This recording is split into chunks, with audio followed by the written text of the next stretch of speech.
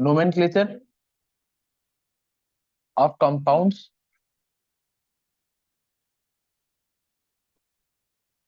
containing benzene.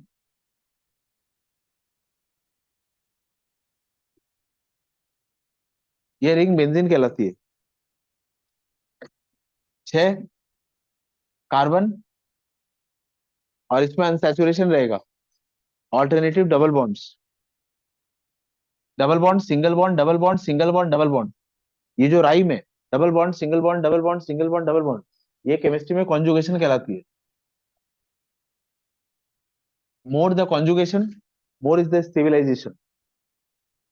अगर कहीं conjugation हो रहा है तो वो मॉलिक्यूल को स्टेबलाइज करता है, बहुत ज्यादा स्टेबलाइज करता है। Presence of charge increases the energy, charge localised increases the energy, charge is delocalising. Charge किसी एक पॉइंट पर लोकलाइज्ड है, वो उसकी एनर्जी को बढ़ाता है। और चार्ज डीलोकलाइज्ड हो रहा है, मतलब किसी एक जगह पे नहीं है, वो मॉलिक्यूल में स्प्रेड है, डीलोकलाइज्ड है, तो वो स्टेबल करता है। अभी मैं यहाँ पे बोल रहा हूँ ये पाई बॉन्ड है और ये लोकलाइज्ड है। जब यहाँ पर कुछ नहीं रहेगा, ये पाई बॉन्ड किसी के साथ प्ले नहीं कर सकता, ये यहाँ लोकलाइज रहेगा, इसमें एनर्जी ज्यादा रहेगी। ये डबल बॉन्ड या सिंगल बॉन्ड, फिर यहाँ डबल बॉन्ड दे देता हूँ तो इसमें कॉन्जुगेशन आ जाएगी। फिर यहाँ ऑल्टरनेटिव, फिर यहाँ डबल बॉन्ड दे देता हूँ, इसमें कॉन्जुगेशन आ जाएगा। कैसे? इसका एक स्ट्रक्चर हम ऐसे बना सकते हैं। इस बॉन्ड को बस मनी मन ऐसे खोलोगे, इस पाई बॉन्ड को, इस पाई बॉन्ड को ओपन कर देना, इस कार्बन पे नेगेटिव चार्ज आ जाएगा, इस कार्बन पे पॉजिटिव चार्ज। इस पाई बॉन्ड को अगर ऐसे ओपन करोगे, एक पाई बॉन्ड मतलब पॉजिटिव नेगेटिव दिखा सकते हो। तुमने एरो इस तरफ से घुमाया, मतलब यहाँ नेगेटिव चार्ज और यहाँ पॉजिटिव चार्ज। अगर मैं एरो को इस तरह से घुमा देता, लेट से मैं एरो को इस तरह घुमा देता, तो इसका जो स्ट्रक्चर बनाता मैं वो ऐसा बनाता। अब की बार एरो इधर खोला है तो इधर नेगेटिव चार्ज देता है, इधर positive charge, doesn't make any difference. Difference तब आता जब इसमें कुछ और ग्रुप होता, तब एरो घुमाने के तरीके में साइंस लग जाता, क्योंकि अभी यहाँ कुछ नहीं है। तो इधर घुमाओगे जो रिजल्ट आएगा, इधर घुमाओगे जो रिजल्ट आएगा, वो सिमिलर, एग्जैक्टली सिमिलर रिजल्ट। अच्छा आप देखो, इसमें पॉजिटिव चार्ज आ गया। पॉजिटिव चार्ज आना मतलब इस कार्बन का ऑर्बिटल खाली हो गया, नेगेटिव चार्ज आना मतलब इस कार्बन के ऑर्बिटल में इलेक्ट्रॉन्स आ गए। अब इसको मैं ऐसे खोल देता हूं तो क्या होगा बताइए? ये पॉजिटिव चार्ज, ये नेगेटिव चार्ज, इस एरो को मैंने ऐसे खोला है, तो यहाँ चार्ज क्या आ जाएगा? नेगेटिव। और यहाँ चार्ज क्या आ जाएगा? पॉजिटिव। और ये इलेक्ट्रॉन फिर ऐसे हो जाएगा। अच्छा अब ये पॉजिटिव चार्ज है, इस एरो को आप ऐसे खोल दो तो जो स्ट्रक्चर बनेगा वो ऐसा बनेगा। यहाँ पॉजिटिव चार्ज, यहाँ नेगेटिव चार्ज, यहाँ नेगेटिव चार्ज, यहाँ पॉजिटिव चार्ज, यहाँ नेगेटिव चार्ज, यहाँ पॉजिटिव चार्ज। अच्छा आप देखिए, ये जो नेगेटिव और पॉजिटिव है, इसका मतलब खाली ऑर्बिटल है, इसका मतलब भरा हुआ ऑर्बिटल। तो ये खाली भरा ऑर्बिटल एक बॉन्ड बना, इसके पास फील्ड ऑर्बिटल है, इसके पास वैकेंट ऑर्बिटल है, ये एक बॉन्ड बन जाएगा। ये खाली भरा ऑर्बिटल एक बॉन्ड बना लेगा, ये खाली भरा ऑर्बिटल एक बॉन्ड बना लेगा। अच्छा तुम देखो, इसमें पाई बॉन्ड का लोकेशन और इसमें पाई बॉन्ड का लोकेशन सेम नहीं है। पाई बॉन्ड्स के लोकेशन इंटरचेंज हो गए। मैं तुम्हें बोल सकता हूँ ना, ये जो पाई बॉन्ड है ये यहाँ लोकलाइज नहीं है, बल्कि ये डीलोकलाइज है, ये घूम रहा है। अच्छा रेजोनेटिंग स्ट्रक्चर्स कहते हैं। और रेजोनेटिंग स्ट्रक्चर्स बनाते वक्त एरो के डायरेक्शन में अगर तुमने चेंज कर दिया तो वो सारे स्ट्रक्चर्स डूब गए। तुम देखो, ये सारे एरो के स्ट्रक्चर्स मैंने चेंज नहीं किए। अगर मैंने ऐसे खोला है तो इसको मैंने ऐसे खोला है, इसको मैंने ऐसे खोला है। जस्ट सी, एक बार मैंने ऐसे खोल दिया ना तो फिर इसी ऑर्डर में जाऊंगा। अगर मैं ऐसे खोलता, इसको इधर से खोला है तो इसको कैसे करता? ऐसे, इसको ऐसे कैसे करता? ऐसे। पैटर्न समझ आ रहा है आपको? ये रेजोनेटिंग स्ट्रक्चर्स बनाने के आर्ट में कुछ रूल्स है। एक ऑर्डर में इलेक्ट्रॉन्स खुलते जाएंगे, क्लॉकवाइज खोलोगे तो सारे क्लॉकवाइज, और एंटी क्लॉकवाइज स्टार्ट किया तो सारे एंटी क्लॉकवाइज। इसको हम लॉजिकली कैसे समझ सकते हैं? ये इलेक्ट्रॉन ऐसे खुल गया, चलो इसको बाद में पढ़ेंगे। अच्छा अब, क्योंकि ये पाई इलेक्ट्रॉन्स घूम रहे हैं, क्योंकि ये पाई इलेक्ट्रॉन्स घूम रहे हैं, इसलिए बीच में क्या बना देते हैं? सर्कल। सर्कल बनाने का ये मतलब होता है कि ये पाई इलेक्ट्रॉन लोकलाइज नहीं है, बल्कि ये डीलोकलाइज्ड है, they are on all carbon atoms. अच्छा इसको, इस स्ट्रक्चर को कहते हैं बेंजीन। और ऐसे अगर नाम बोलोगे, आईयूपीएसी नाम बोलोगे तो क्या होगा? इस स्ट्रक्चर का नाम क्या है? हेक्सेन कि साइक्लोहेक्सेन? अब यहाँ दे दो एरो एरो एरो, 1 2 3 4 5 6। अच्छा क्या नाम होगा? साइक्लोहेक्स, साइक्लोहेक्स 1, 3,5 ट्राई इन, इतना कौन बोलेगा? बेंजीन। साइक्लोहेक्स 135 ट्राई, ये बेंजीन। अब इसके नोमेनक्लेचर अलग से इसलिए पढ़ने पड़ते हैं, बेंजीन के ऊपर एक मिथाइल, तो जो तुम्हें लगता है इसका नाम होना चाहिए वही इसका नाम है, मिथाइल बेंजीन। इसका कॉमन नेम भी है टोल्यूइन, मिथाइल बेंजीन, और ये हो गया टोल्यूइन। क्वेश्चन टोल्यूइन से आता है, क्वेश्चन में लिखा रहेगा toluene acts as a solvent, toluene is treated with chromyl chloride, toluene. तो क्वेश्चन टोल्यूइन से आएंगे। अब तुम्हें ये तो पता होना चाहिए कि टोल्यूइन किसको बोलते हैं, मिथाइल बेंजीन को। ये सारे कॉमन नेम्स आज भी एक्सेप्टेड है, कॉमन नेम्स बोल दो, इंडस्ट्रियल नेम बोल दो।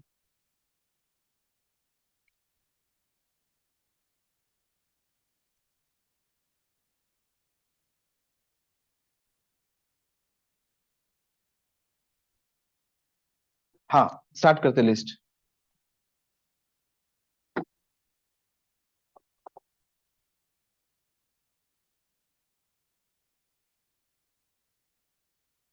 बेंजीन के सारे कार्बन सिमेट्रिकल, बेंजीन में कोई ग्रुप अटैच नहीं है, ये पूरी रिंग सिमेट्रिकल मानी जाएगी। इसको बोलेंगे अनसब्स्टिट्यूटेड बेंजीन।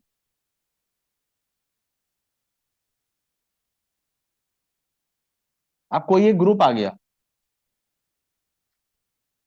एनी ग्रुप, और इसको हम बोलेंगे this is substituted benzene. Substituted benzene में अलग तरह से नोमेनक्लेचर यूज किए जाते हैं। अगर बेंजीन में कोई एक ग्रुप आ जाता है, उस ग्रुप के रेफरेंस से स्टार्ट करेंगे, उस ग्रुप के बाजू वाला कार्बन, इसको हम बोलेंगे ऑर्थो कार्बन, ऑर्थो पोजीशन। इससे ये वाला जो पोजीशन आएगा ऑर्थो के बाद, इसको बोलेंगे मेटा पोजीशन।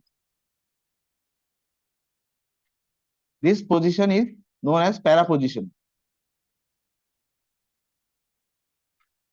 और फिर इधर से जाते तो भी बात सेम रहेगी, ऑर्थो, मेटा, और ये पैरा। ये जो ग्रुप मैंने लिखा है, ये ग्रुप में दो तरह की बात हो सकती है। एक, ये ग्रुप इलेक्ट्रॉन विड्रॉइंग ग्रुप हो सकता है, या ये ग्रुप इलेक्ट्रॉन डोनेटिंग ग्रुप हो सकता है। बेंजीन में जो ग्रुप बेंजीन में जो ग्रुप आएगा, अगर ये CH3 है, अगर ये क्लोरीन है, जो ग्रुप बेंजीन के साथ अटैच किया जाएगा, आपको कुछ बेसिक इंफॉर्मेशन बचपन वाली यूज करनी चाहिए, और ये यूज करना चाहिए कि उसमें लोन पेयर अवेलेबल है या नहीं। जो ग्रुप बेंजीन के साथ अटैच हो रहा है, अगर उसमें लोन पेयर अवेलेबल है, तो वो बेंजीन के साथ कॉन्जुगेशन में आ जाएगा। एक राइम की बात की थी ना मैंने, double bond single bond double bond single bond double bond single bond single double bond, ये ऑर्डर को हम क्या कहते हैं, कॉन्जुगेशन। अच्छा, इसमें एक बात और ऐड कर लीजिए, double bond single bond double bond,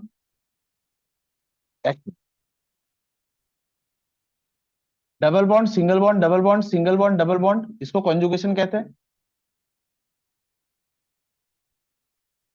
अच्छा, लोन पेयर, इधर सुन, ये डबल बॉन्ड मतलब क्या, इलेक्ट्रॉन रिच साइट, यहाँ इलेक्ट्रॉन की अवेलेबिलिटी ज्यादा है। इलेक्ट्रॉन अवेलेबिलिटी लोन पेयर से भी दिखाई जा सकती है, इलेक्ट्रॉन की अवेलेबिलिटी ज्यादा है। ये सिग्मा बॉन्ड है, ये पहला बॉन्ड सिग्मा, ये वाला बॉन्ड पाई है, ये सिग्मा, ये सिग्मा, ये पाई है, ये सिग्मा, ये सिग्मा, ये पाई है। अच्छा, ये सारे बेस सिग्मा के हैं, और जहां जहां पाई भी है, मतलब वहां इलेक्ट्रॉन की अवेलेबिलिटी ज्यादा है। तो लोन पेयर ऑफ इलेक्ट्रॉन्स, ये भी तो अवेलेबिलिटी ऑफ इलेक्ट्रॉन्स ही है, तो हम क्या लिख सकते हैं, loan pair, single bond, double bond, ये भी क्या करेगा, कॉन्जुगेशन। मतलब ये इलेक्ट्रॉन रिच साइट हो गया, सिंगल बॉन्ड, फिर ये क्या हो गया, इलेक्ट्रॉन रिच साइट, तो ये भी क्या करेंगे, कॉन्जुगेशन। अच्छा, lone pair, single bond, lone pair, ये भी क्या करेंगे, conjugation. Negative charge, negative charge, single bond, double bond, ये भी क्या करेंगे? नेगेटिव चार्ज मतलब electron availability is more, single bond then pi bond, ये भी क्या करेंगे? कॉन्जुगेशन। ये समझे? अच्छा, अब बेंजीन में ऑलरेडी पाई इलेक्ट्रॉन का, वो तो मैं किसी टॉपिक में पढ़ाऊंगा, अभी तो बस बता रहा हूं कि इलेक्ट्रॉन की availability, single bond, then again electron availability, ये कॉन्जुगेशन करें, डीलोकलाइज हो जाएगा। अच्छा, अब इसमें देखो, बेंजीन में alternative sigma pi sigma pi sigma pi चल रहा है। अच्छा, मैं इसको ऐसे रीड कर सकता हूं ना, lone pair, single bond, this again, इसको रीड करो, लोन पेयर, सिंगल बॉन्ड। अरे लोन पेयर हवा में थोड़ी होगा, किसी एटम के ऊपर होगा ना। Lone pair, single bond, then pi bond, ये किस कंडीशन में आ रहा है? इस कंडीशन में आ रहा है, मतलब ये कॉन्जुगेशन है। ये समझे? अच्छा, क्लोरीन क्या करता है? बेंजीन को अपने इलेक्ट्रॉन्स दे देता है, क्योंकि उसके पास लोन पेयर है, वो दे देता है। तो बेंजीन के लिए ये ग्रुप कैसा काम करेगा? Electron donating group. अब इलेक्ट्रॉन विड्रॉइंग ग्रुप की बात करते हैं अगर, तो क्लोरीन की इलेक्ट्रोनेगेटिविटी क्लोरीन कार्बन से क्या ज्यादा है कि कम है? ज्यादा है। The electronegativity of chlorine is more than that of carbon. Electron दो तरह से डिफाइन कर दिए गए हैं पूरी ऑर्गेनिक केमिस्ट्री में, या तो वो सिग्मा इलेक्ट्रॉन्स होंगे या वो पाई इलेक्ट्रॉन्स। अच्छा, क्लोरीन के ऊपर ये वाले लोन पेयर इलेक्ट्रॉन्स थे, ये वाले पाई इलेक्ट्रॉन से। इलेक्ट्रॉन्स डिफाइन करना आपको आना चाहिए, हम किस इलेक्ट्रॉन की बात करें? क्लोरीन के ऊपर ये वाले लोन पेयर। अच्छा, ये वाला बॉन्ड क्या है? Sigma bond. और ये वाले बॉन्ड क्या है? Pi bond. Lone pair, sigma bond, pi bond, इनका हम एक रिलेशन पढ़ चुके हैं। अच्छा, एक रिलेशन होता है electronegativity, if you remember of electronegativity that we studied in class 10। आप बता सकते हैं इलेक्ट्रोनेगेटिविटी क्या होती है?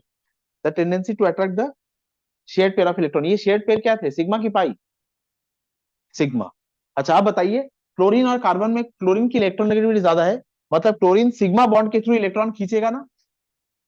मतलब मैं एक कॉम्पिटिटिव डायग्राम बना रहा हूं, ये बेंजीन है, यहाँ क्लोरीन है, क्लोरीन के ऊपर लोन पेयर है। क्लोरीन इलेक्ट्रोनेगेटिविटी ज्यादा होने की वजह से सिग्मा वाले इलेक्ट्रॉन्स को खींच रहा है, मतलब ये इलेक्ट्रॉन विड्रॉइंग ग्रुप की तरह काम कर रहा है। और क्योंकि इसके पास लोन पेयर की अवेलेबिलिटी है, तो ये इलेक्ट्रॉन डोनेट भी कर रहा है। तो ये किस ग्रुप की तरह काम कर रहा है? Electron donating group. तो ये दोनों की तरह बिहेव कर रहा है। लेकिन सारे कंपाउंड ऐसा बिहेव करेंगे ऐसा जरूरी नहीं है, इसमें खास बात है ये दोनों ही कर। अच्छा, अगर मैं CH3 लगा देता हूं बेंजीन के साथ, ये बताइए कार्बन के ऊपर कोई लोन पेयर होता है क्या? नहीं। कार्बन की चार वैलेंसी, कार्बन के वैलेंस शेल में चार इलेक्ट्रॉन, ये एक बॉन्ड बना लिया, ये एक बॉन्ड बना लिया, एक बॉन्ड बना लिया, एक बॉन्ड बना लिया। कार्बन के ऊपर कोई लोन पेयर प्रेजेंट नहीं है। अगर कार्बन के ऊपर कोई लोन पेयर प्रेजेंट नहीं है, तो वो इलेक्ट्रॉन बेंजीन को दे सकता है? अगर लोन पेयर की अवेलेबिलिटी होती तो वो इलेक्ट्रॉन देता। लोन पेयर है ही नहीं, तो वो इलेक्ट्रॉन देने की कोई सवाल आएगी नहीं। अच्छा, फिर ये इलेक्ट्रॉन दे सकता है कैसे? लोन पेयर नहीं है, पाई बॉन्ड नहीं है, तो इलेक्ट्रॉन नहीं दे सकता, ऐसा नहीं। सिग्मा बॉन्ड के थ्रू इलेक्ट्रॉन दे सकता। मिथाइल, इथाइल, प्रोपाइल, इन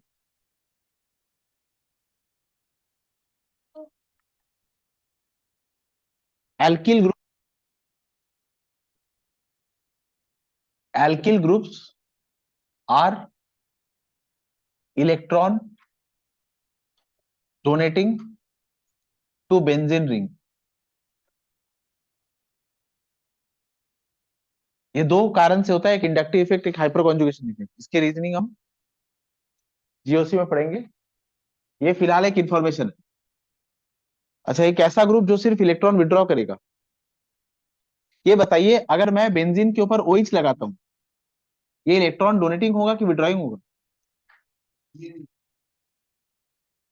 विड्रॉइंग होगा कि डोनेटिंग भी होगा? आपको देखना चाहिए एटम के ऊपर लोन पेयर है कि नहीं। इसके ऊपर लोन पेयर है।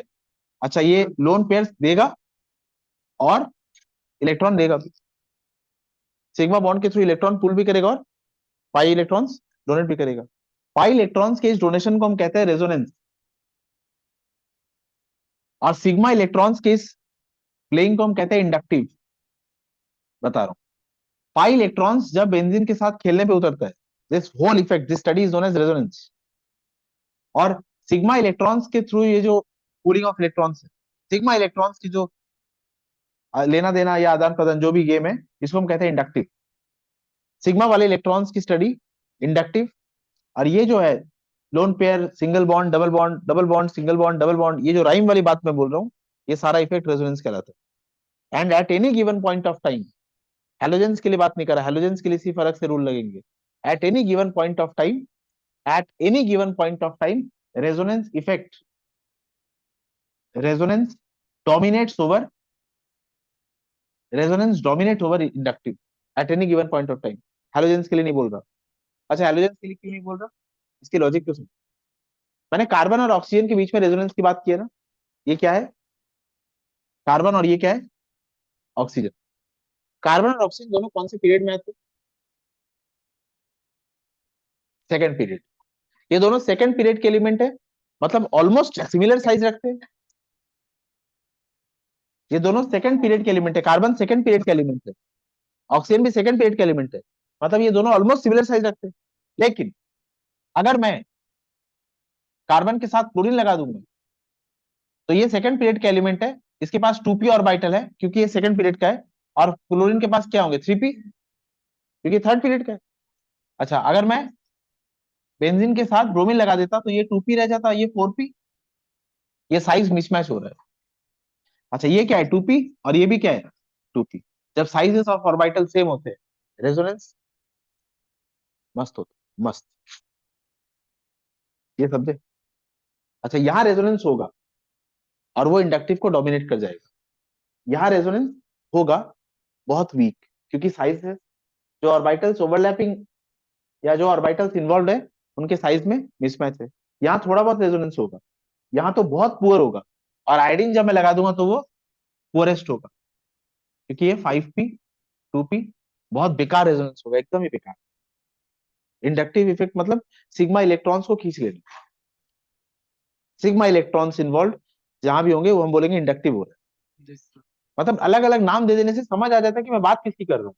अच्छा, मैं बोलूंगा सिग्मा इलेक्ट्रॉन्स इधर जा रहे हैं, सिग्मा इलेक्ट्रॉन्स उधर जा रहे हैं, मैं बोलूंगा इंडक्टिव इफेक्ट हो रहा है, खत्म बात। सिग्मा और पाई दो तरह के इलेक्ट्रॉन्स है, सिग्मा इलेक्ट्रॉन्स के इफेक्ट को कहते हैं इंडक्टिव। ये नाम इंट्रोड्यूस करा रहा हूँ, ये सारी थ्योरी में बस जाने ही वाला हूँ। अच्छा, पहले कुछ बेंजीन के स्ट्रक्चर्स पढ़ लेते हैं। सारे alkyl groups are electron donating to benzene, ये बेंजीन इनको इलेक्ट्रॉन डोनेट करते हैं। और एल्किल ग्रुप बेंजीन इनको इलेक्ट्रॉन डोनेट करते हैं दो तरह से, एक हाइपर कॉन्जुगेशन, एक हाइपर कॉन्जुगेशन, और एक इंडक्टिव। अच्छा, तीन इफेक्ट के नाम अभी भी बता दिए। एक इंडक्टिव की बात कर चुके, इंडक्टिव की बात किया ना। एक कौन से इफेक्ट की बात किया, दूसरे इफेक्ट किसकी बात की, रेजोनेंस। इंडक्टिव और रेजोनेंस में कौन डोमिनेट करता है at any given point of time, अगर साइजेस में डिफरेंस ज्यादा नहीं है, यहाँ इंडक्टिव डोमिनेट करेगा, एग्जैक्टली exactly। अच्छा, अब इधर देखो, और एक इफेक्ट की बात कर रहा हूँ, वो क्या होगा, हाइपर कॉन्जुगेशन। अच्छा, हाइपर कॉन्जुगेशन को हम ये भी कहते हैं नो बॉन्ड रेजोनेंस। रेजोनेंस होने के लिए बॉन्ड्स होने जरूरी है, हाइपर कॉन्जुगेशन होने के लिए बॉन्ड होना जरूरी नहीं है, नो बॉन्ड रेजोनेंस भी कहते हैं। This no bond resonance is also known as hyper conjugation. Alkyl groups are all electron donating to benzene, सारे एल्किल ग्रुप बेंजीन को इलेक्ट्रॉन डोनेट करते हैं। कौन कौन से इफेक्ट से, हाइपर कॉन्जुगेशन मतलब नो बॉन्ड रेजोनेंस से, और इंडक्टिव इफेक्ट से। तो ये बेंजीन में रिएक्टिविटीज बदल जाती है, इनके रिएक्शन के फेट बदल जाते हैं, प्रोडक्ट्स बदल जाते हैं, सिर्फ कौन सा ग्रुप इस पे लगा है उस पे। आप बेंजीन को देख रहे हो, नहीं, आपको तो पता ही है बेंजीन बेस की तरह काम कर रहा है, उसमें कौन सा ग्रुप लगा है उसको जज करना शुरू करो। इस ग्रुप को जज कर लेना और तुम्हें पता चल जाएगा रिएक्शन ऑर्थो में होगा, पैरा में होगा, मेटा में होगा, ऑर्थो पैरा में कौन ज्यादा होगा, मेटा में कम होगा तो क्यों होगा। ये सारे रीजनिंग आपको ऑटोमेटिकली पता चलने लग जाती है कि ऐसा क्यों होगा। It is very important that you start identifying the groups, the nature of the groups attached to the benzene ring, directly or indirectly। तो कुछ कंपाउंड्स की बात करें जहां बेंजीन में सब्स्टिट्यूएंट लगे होंगे, ऊपर ग्रुप्स लगे, पहले उनका नाम पढ़ लेते हैं फिर उनके नेचर को देखते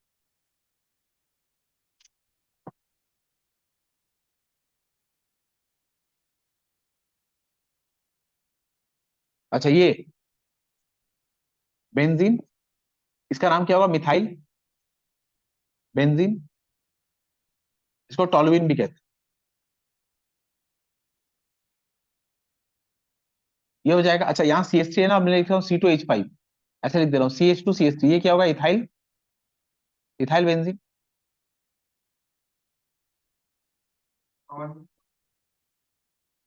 जहां जो जरूरत पड़ेगी बस वही लिखता जा रहा हूँ।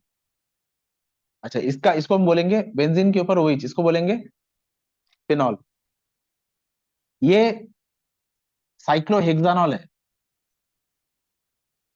यहाँ पाई बॉन्ड्स नहीं है, यहाँ वो गोल चक्कर नहीं लगा है, ये साइक्लोहेक्सानॉल है, ये फेनॉल है। ठीक है। अच्छा ये CN, इसको कहते हैं सायनो बेंजीन। CN को जब हमने फंक्शनल ग्रुप की लिस्ट लिखी थी वहां सायनो नाम दिया था ना, सायनो बेंजीन। अच्छा COOH, जब बेंजीन के ऊपर कार्बोक्सिलिक ग्रुप रहेगा। अच्छा वैसे क्या नाम दिया था इसका, साइक्लोहेक्सेन कार्बोक्सिलिक एसिड ना। पर ये जब बेंजीन के साथ होगा, ये क्या था, cyclo hexane carboxylic, cyclohexane carboxylic acid. नहीं, तुम लास्ट क्लास में एब्सेंट थे इसलिए इससे बस बहकी बहकी बातें करते। इसका नाम क्या होगा, इसको कहते हैं बेंजोइक एसिड, बेंजोइक एसिड।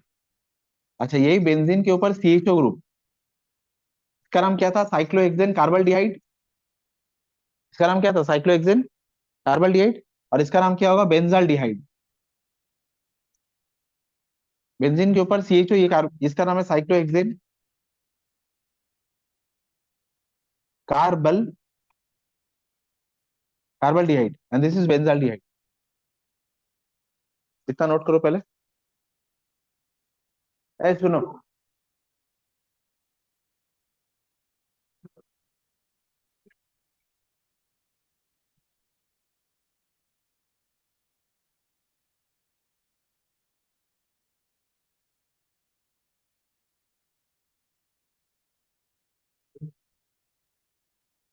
ए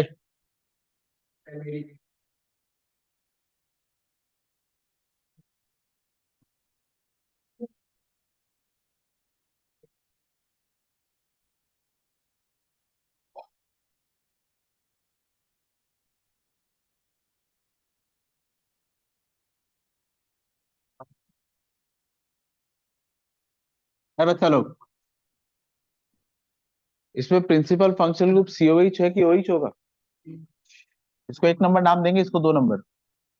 प्रिंसिपल फंक्शनल ग्रुप सिलेक्ट होने के बाद जो दूसरा रहता है वो सेकेंडरी हो जाता है, उसका सेफिक्स यूज करते हैं कि prefix.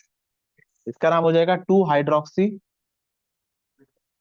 Benzoic, 2 hydroxy benzoic acid. कोई डाउट है इसमें, इसका नाम क्या हो जाएगा, 2 मिथाइल, हाँ हाँ बता रहा हूँ, ये समझे। अच्छा लेकिन बेंजीन के ऊपर जब CH3 होता है, इसका नाम क्या दिया हमने, टोलुइन। मतलब ये टोलुइन और बेंजोइक एसिड दोनों है ना, समझे। इधर नहीं समझे, जब सिर्फ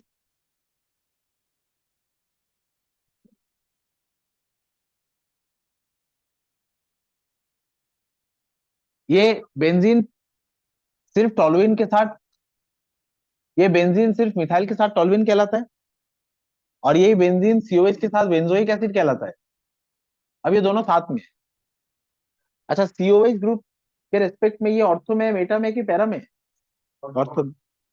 अब और टोलुइन और बेंजोइक एसिड का एक वर्ड हम कहते हैं टोलविक।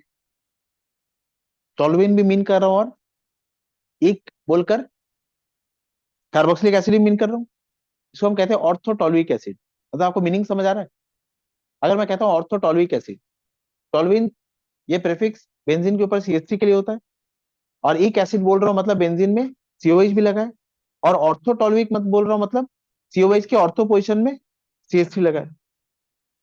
ये समझे। तो इसका एक और नाम क्या है, ऑर्थोटोलुइक। ये हो जाएगा ऑर्थोटोलुइक एसिड। क्वेश्चन ऐसे ही आता है, orthotoluic acid and paratoluic acid which is more reactive. Which has higher melting point और ग्रेटर लेसर मेल्टिंग पॉइंट, ये क्या हो जाएगा? और क्या ज्यादा होगा, मेल्टिंग पॉइंट की बॉइलिंग? मैं भी क्वेश्चन पूछ रहा हूँ, आंसर मत जल्दी, it is too early to answer this question. अच्छा ये बट कुछ भी, ये क्या होगा? पैराटोल्विक, पैराटोल्विक एसिड, इस तरह से नाम यूज कर। अच्छा वैसे नाम करोगे तो 1 2 3 4, 4 मिथाइल बेंजोइक एसिड। इसका क्या, ये 2 हाइड्रोक्सी बेंजोइक एसिड, इसको हम कहते हैं सैलिसाइलिक एसिड। इसका एक कॉमन है, हाँ नहीं ये सब कॉमन नेम्स है, हाँ ऐसे ही आपको याद है।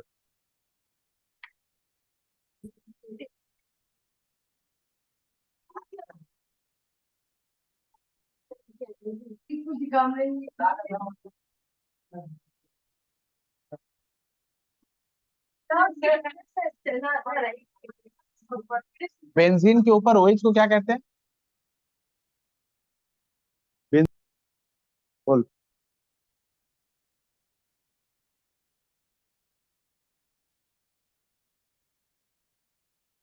ओए ओए शुभो, बेंजीन और ओएच लिखा है सेपरेटेड बाय CH2 ग्रुप।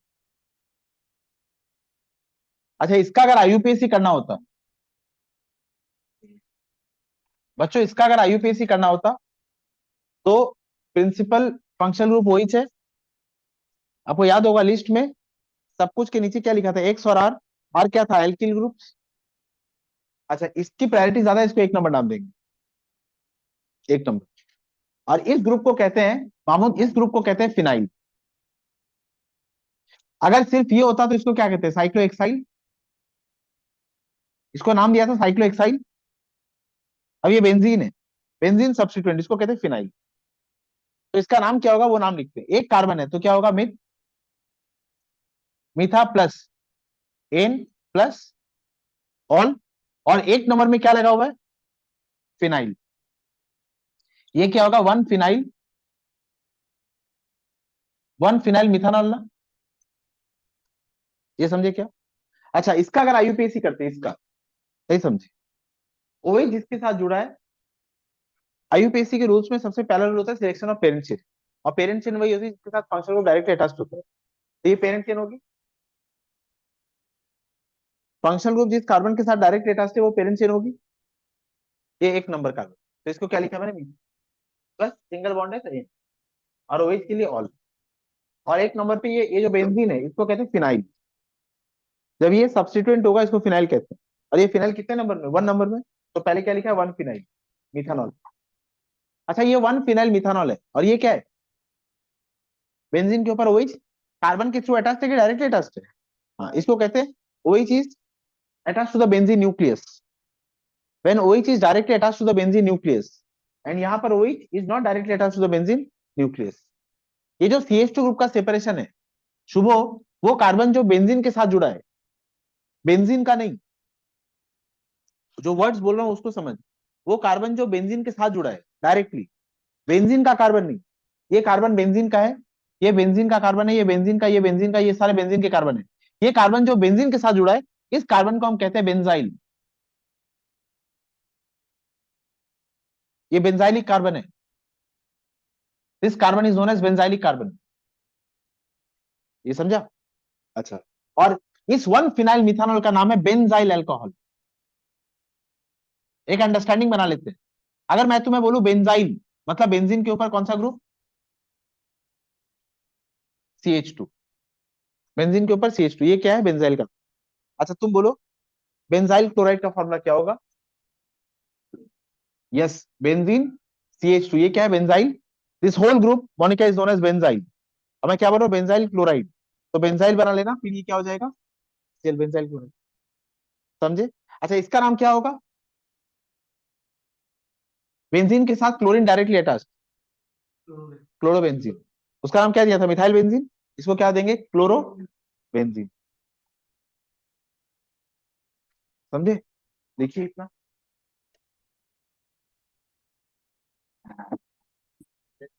ये हो जाएगा बेंजाइल क्लोराइड। ए हुआ लिखना, नेक्स्ट। ए কথা बोलो ना।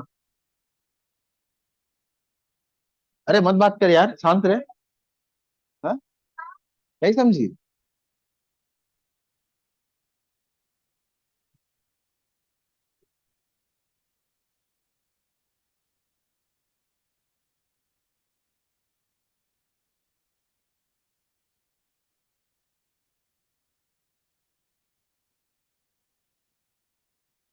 अच्छा, इसका नाम क्या होगा?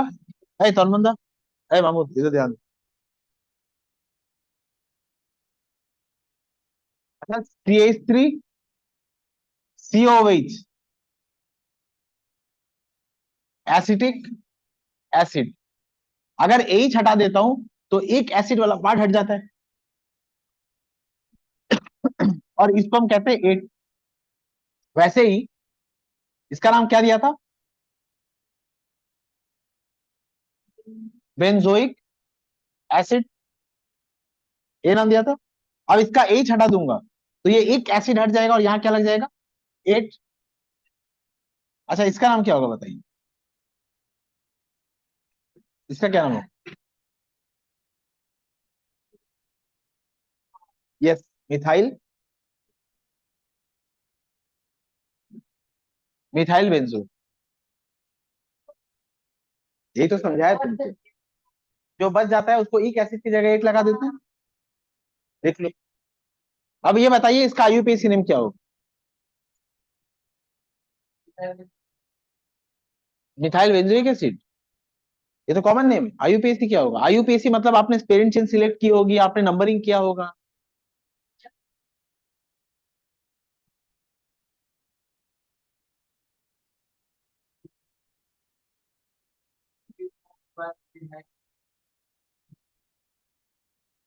बताइए इसका आईयूपीएसी नेम क्या है? क्या तुम कुछ भी बोल दिए तो मैं।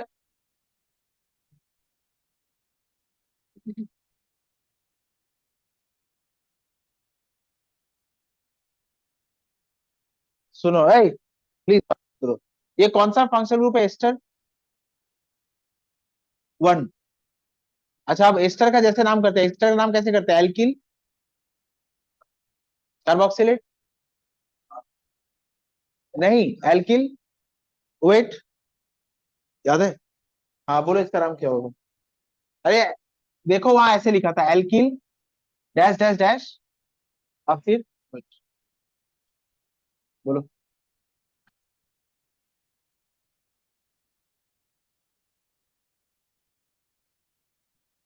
ए बच्चा लोग, इधर एक नंबर कार्बन है। ये ए, ये एस्टर फंक्शनल ग्रुप है, ये समझ आया था? अच्छा, एक एक कार्बन है मतलब क्या होगा? मीठा प्लस एन, और क्योंकि एस्टर है तो क्या लगाएंगे? ओवेट। अच्छा, और यहाँ पे क्या है? CH3, तो उसको क्या लिखते हैं? मिथाइल। और एक नंबर पे कार्बन में क्या लगा हुआ है? फिनाइल।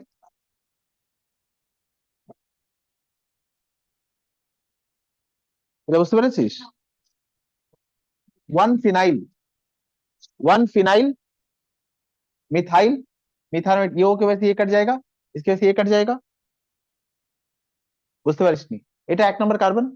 हाँ, एक नंबर कार्बन मतलब मीठा, सिंगल बॉन्ड मतलब एन, और एस्टर है मतलब OH। और एक नंबर कार्बन में एक सब्स्टिट्यूएंट लगा है। वो सब्स्टिट्यूएंट क्या है? फिनाइल। ये कितने नंबर में? एक नंबर में। वन फिनाइल, मिथाइल, ये मिथाइल, और ये मिथानोइल। हाँ, एल्किल, एल्किल ओएट, ये आईयूपीएसी है, और फिर प्रीफिक्स। বুঝতে পেরেছিস? समझे ये?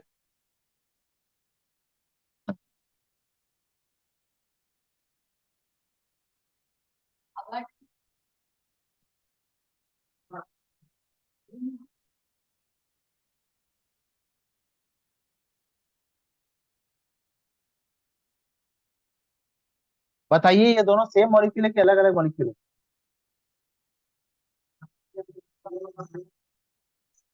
ये दोनों सेम है कि अलग अलग है? हाँ, ये दोनों सेम है, वो जिनको कुछ समझ नहीं आता जो याद करके जाते हैं, वो ऑर्डर भूल जाते हैं कि वो उनको लगता है बस सेम ही है। अच्छा, इसका स्ट्रक्चर बनाइए और इसका स्ट्रक्चर बनाइए, और देखिए दोनों। yes,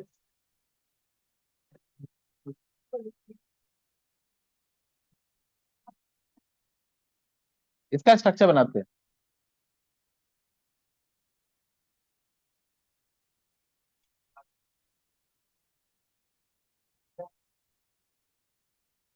सी double bond O C H, ये इसका स्ट्रक्चर है। और इसका स्ट्रक्चर क्या होगा? CH3 सी डबल बॉन्ड ओ, और ये क्या हो जाएगा? फिनाइल। ये समझे? ये एक्सचेंज हो गया ना पोजीशन। हाँ तो एक ही बात, इसका नाम क्या होगा बोलो?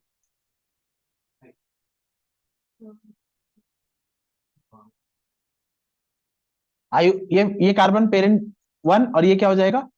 टू। हो गया, काम खत्म। अच्छा ये क्या होगा? दो कार्बन है मतलब इथा प्लस एन, और यहाँ क्या लगेगा? ओवेट। और ये क्या है?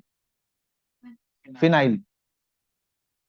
अब जोड़ दो इसको, ये कट जाएगा, ये कट जाएगा, इसका नाम क्या होगा? फिनाइल एथानोएट। समझे कितने सेंसिटिव होते हैं? बस नहीं समझे? Selection of parent chain, the carbon containing functional group must be present in the parent chain. ये एक फंक्शनल ग्रुप है, एक नंबर। और फिर maximum number of carbon atom, यहाँ गया दो कार्बन। अच्छा दो कार्बन है तो इथा। पेरेंट चेन में सिंगल बॉन्ड है ना, इसलिए क्या लिख दिया? एन। ये फंक्शनल ग्रुप क्या है? एस्टर, इसलिए क्या लिख दिया? OH। और इस ऑक्सीजन के साथ क्या प्रेजेंट है? अगर यहाँ मिथाइल होता तो यहाँ लिखता मिथाइल, इथाइल होता तो लिखता इथाइल। यहाँ फिनाइल है, इसलिए क्या लिखा है? फिनाइल। अब इसका नाम क्या हो गया? फिनाइल इथानोएट। और ये इससे बिल्कुल अलग है, इससे। समझ गया? अच्छा लिखो इसको।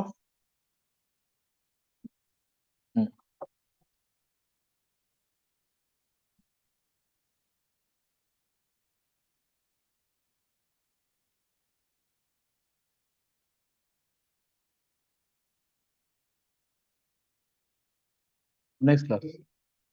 इसका नाम, इसको कहते हैं एनिलीन। Aniline, aniline. अच्छा कैसे? इसको ऐसे बोल सकते हो, बेंजीन। ए, ना ना ना, वो नहीं बोलेंगे। ये बेंजीन के साथ ये कौन सा फंक्शनल ग्रुप है? अमीन ना। अच्छा ये अमीन ग्रुप बेंजीन के साथ डायरेक्टली अटैच होना चाहिए, तब लिखेंगे एनिलीन। और ऐसे अगर बोलना होगा तो क्या बोल दूंगा? Amino group directly attach to benzene. लेकिन यही NH2 अगर मैं CH2 से सेपरेट करके लिखूंगा तो इसका नाम क्या होगा बताइए?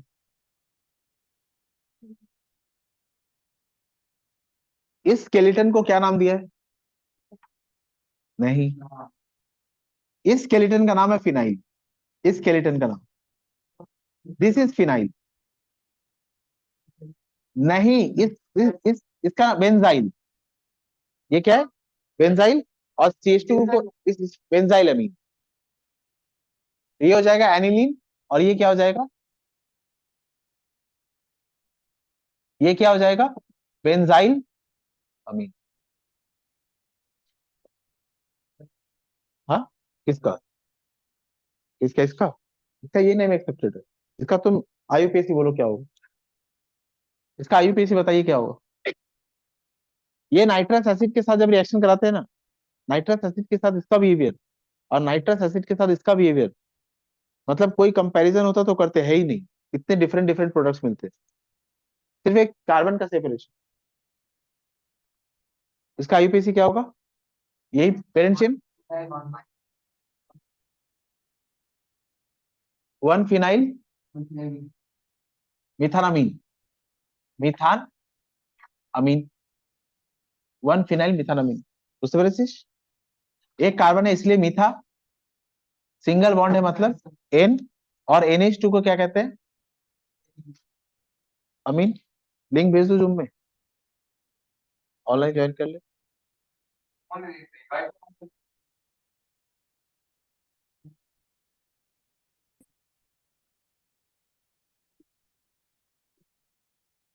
बुझते पारे एक्ट नंबर है फिनाइल, वन फिनाइल, ये ए की वजह से यही कटेगा, ये की वजह से ये कटेगा, वन फिनाइल मिथानमीन।